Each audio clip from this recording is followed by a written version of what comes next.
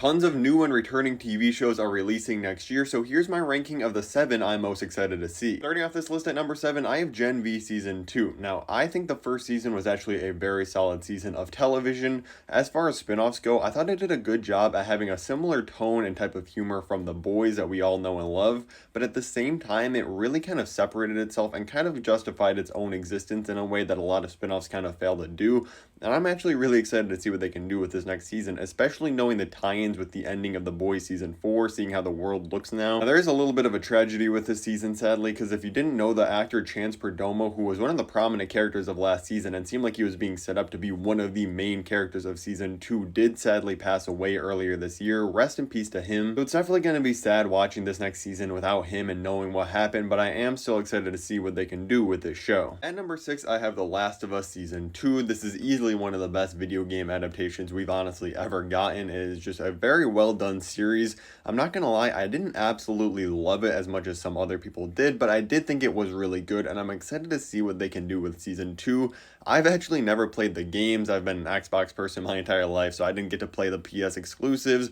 I do know what happens in Season 2, and one of the big major things that's going to be happening that happens in the game, though, it was one of those stories that was so big it's kind of hard to avoid. The season also introduces the character of Abby, who is a character that got absolutely just destroyed on the internet when that game came out, so I feel so bad for the actress that's going to be playing her. Hopefully the internet has calmed down their nerd rage a little bit and this actor doesn't just get attacked. I am really excited for the season. The only thing I'm worried about is that the show isn't going to stop where the game stopped and they're just going to start telling their own story, because we see this a lot of times when you go away from the source material, it really dips in quality. So hopefully they just tell the story of The Last of Us 2 and get out while they're ahead. At number 5, I have A Knight of the Seven Kingdoms. This is going to be another Game of Thrones spin-off show. It's actually based on another existing book called A Knight of the Seven Kingdoms, the same name obviously. It follows Sir Duncan, aka Dunk, and Esquire Egg. As you can see, I actually do own this book, but I have not read it yet. I'm gonna read it before the next season comes out. This is another thing, just like The Last of Us 2, I have had like one of the major things that this entire book is about spoiled for me, but I'm still looking forward to getting into this and the TV show next season. But from what I know, this seems like it's just going to be a really smaller scale, more personal story, almost like a slice of life of Westeros following this knight and esquire. And honestly, I just love the world of Game of Thrones so much. I cannot wait to spend more time in it. This looks really good from the first teaser we kind of got of it. At number 4, I have the next Avatar, The Last Airbender series taking place after that show and The Legend of Korra following the Earth Avatar. Now, I have to put a disclaimer out there. This is the only one on the list that has not been officially confirmed. This is one of those shows that we really have no idea if it really exists or not. Lots of reputable sources, as you can see, IGN here, and different leakers that have very close ties to Avatar have said that this is the next series. It's coming out, it's being made by Paramount, and it's going to be releasing in 2025. And it would make a lot of sense because Avatar The Last Airbender, despite being almost 20 years old, is almost more popular now than ever. This thing is absolutely huge. Obviously, we just had the live action series coming out earlier this year that brought a lot of hype back to the original franchise. And in 2026, we also know we're going to be getting an animated movie. It's going to be following like Sokka, Katara, obviously Aang himself, Toph, and the whole gang when they're more grown up. So if they release this in 2025, it would be the perfect thing to really build up way more hype for that movie. It's already been 10 years since the end of Legend of Korra, which is absolutely insane to say, but it does seem like it would be the perfect time to introduce another sequel series in the classic animation style. Now,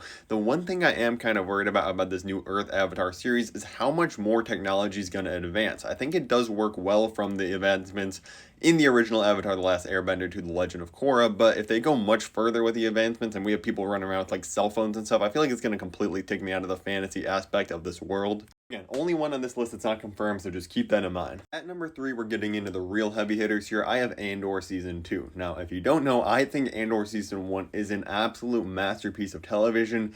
I think it's an incredible Star Wars story, and honestly, it's my second favorite Star Wars show of all time, right behind the Clone Wars. This next season is going to be very ambitious. We know that it's going to be following over 4 years, and it's going to be 12 episodes. So pretty much every 3 episodes, we're going to be having a 1-year time jump. So this is going to be very large in scale compared to the first season, but I hope they can do it well. And really, there's no reason to believe that it's not going to be. There are some of the best moments of all time in that first season of Andor. The writing is just on a different level from any of the other live action shows. Like compare this to The Acolyte or something like the Book of Boba Fett. It's not even close. This is so much better. Also probably going to get to see my homie K2SO, which is going to be absolutely hyped to see. And we know this is going to back up up right into the beginning of Rogue One, which is kind of funny because we know that movie backs up right into A New Hope. So hopefully that just works smoothly and doesn't feel corny. At number 2, I have Daredevil Born Again. We know this is coming out next year, and they brought back pretty much the entire cast from the Daredevil series. We know the Kingpin is going to be in this. We know Punisher's returning, and I cannot wait to see the entire gang again. Seems like Muse is going to be the main villain of this, and in the first early look at the leaked trailer, he looks absolutely incredible. I cannot wait to see what they do with this character. And I'm sorry, Daredevil is just exactly what the MCU needs right now. The tone and just seriousness of this series is going to perfectly balance out a lot of the different goofiness we've had after Endgame, and I feel like it's just going to work so perfectly.